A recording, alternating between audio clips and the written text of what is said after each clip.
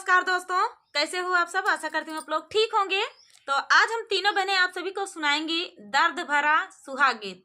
तो सुनिएगा और बताइएगा कैसा लगा। बहुत ही दर्द भरा सुहाग गीत है। तो एक सासू मतलब एक माँ अपने बेटे को कैसे पालती है। पालत पोसत इंसान वैसे भी जिंदगी गुजर जाती है बच्चों को पालने में, और बहू को ले आती है कैसे कैसे कठिनाई से, और बहू का क्या अंदाज होता है और उसके बाद क्या होता है। आप लोग एक कहानी की तरह है ये वाला गीत, तो आप लोग सुनिएगा और बताइएगा कैसा लगा। बहुत ही दर्द भरा है। तो साथ रहेंगी रीना यादव 2046 इनके चैनल का, दीदी का चैनल का नाम है, तो आप लोग सपोर्ट करें। लीलावती ऑफिशियल दीदी, तो आप लोग सर्च जरूर करें। चलिए सुनाते हैं। बड़ा यार मनवा से बेटावा बियाह ले, अरे बड़ा यार मनवा से बेटावा बियाह ले, अरे लाई आए बहू अर उतारी रे लालनवा, अरे लाई आए बहू अर उतारी रे लालनवा, अरे दिन रात बहू सासू के करेली सेवा, अरे दिन रात बहू सासू के करेली सेवा, अरे मम्मी कही कही ओठवा झुराए रे लालनवा, अरे मम्मी कही कही ओठवा झुराए रे लालनवा। 4 महीना बेटा रहले हाँ घरवा, अरे 4 महीना बेटा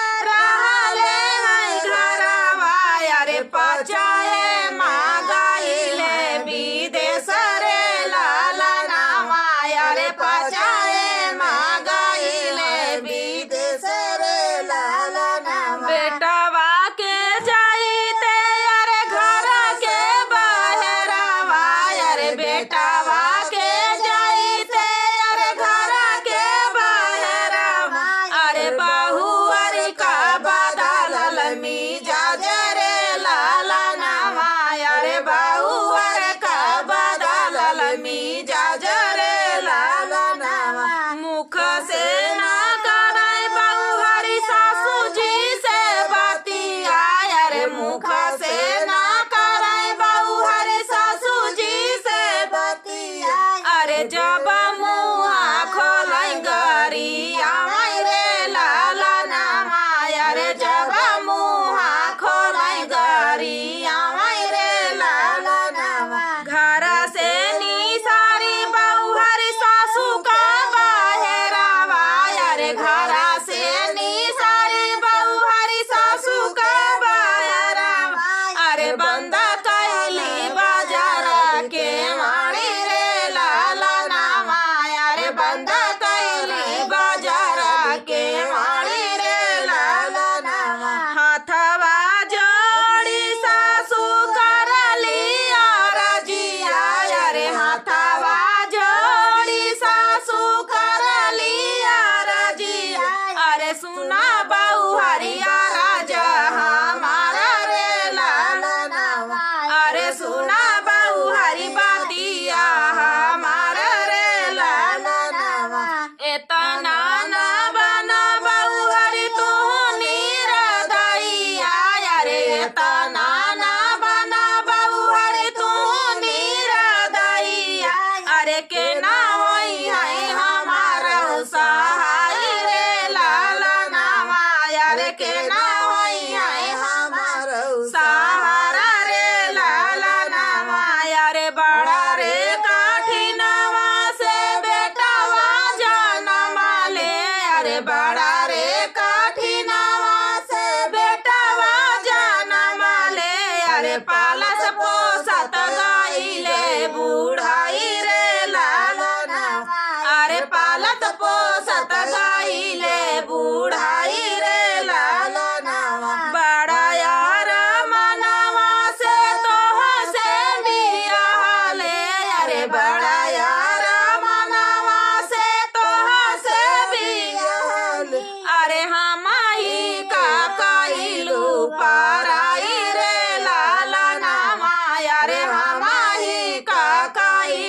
ऊपर आई रे लालना। सासू का बात सुनी बाऊ हरी नागिनिया, अरे सासू का बात सुनी बाऊ हरी नागिनिया, अरे भीतरा से बोलाई फूफा कारी रे लालना माया, अरे भीतरा से बोलाई फूफा कारी रे लालना। माया, रे जब तक रहे सासू बेटा तोर कुंवारे, अरे जब तक रहे सासू बेटा तोर कुंवारे, अरे तब तक बेटावा तोहार रे लालना माया, रे तब तक बेटावा तोहार रे लालना।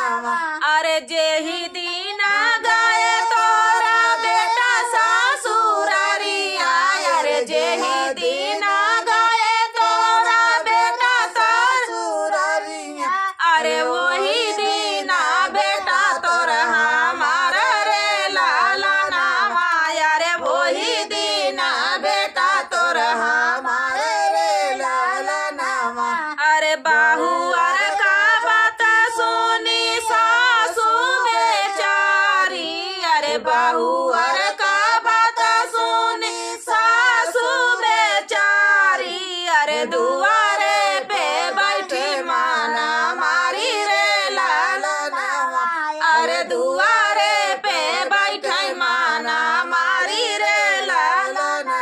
बारहे बारिशवा पा बेटा घर आइले, अरे बारहे बारिशवा पा बेटा घर आइले, अरे माया जी से पूछे दिल का बात रे लालना माया, रे माया जी से पूछे दिल का बात रे लालना।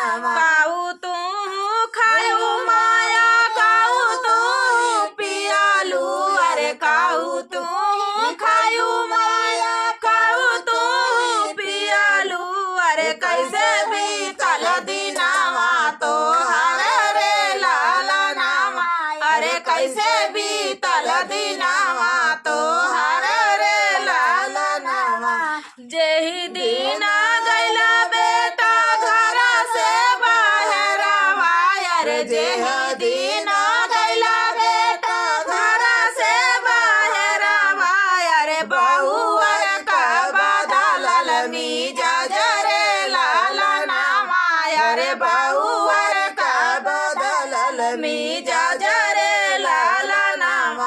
पलंग चढ़ी बैठी बहुहरी कर लिया देसवा, अरे पलंग चढ़ी बैठी बहुहरी कर लिया देसवा, अरे चोरी लिहली चाबिया तिजोरी रे लालना माया, रे चोरी लिहली चाबिया तिजोरी रे लालना।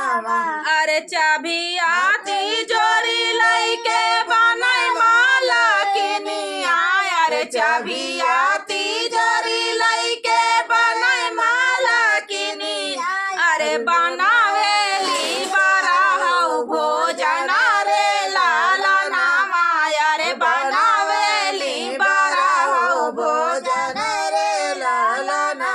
अपना त खाली बहुहरी बड़ा हो भोजन माया, रे अपना त खाली बहुहरी बड़ा हो भोजन माया, रे हमारा कानो नयौर भात रे लालना माया, रे हमारा के नो नयौर भात रे लालना माया, रे दिन रात हमारा का देवेली गरिया, अरे दिन रात हमारा के देवेली गरिया।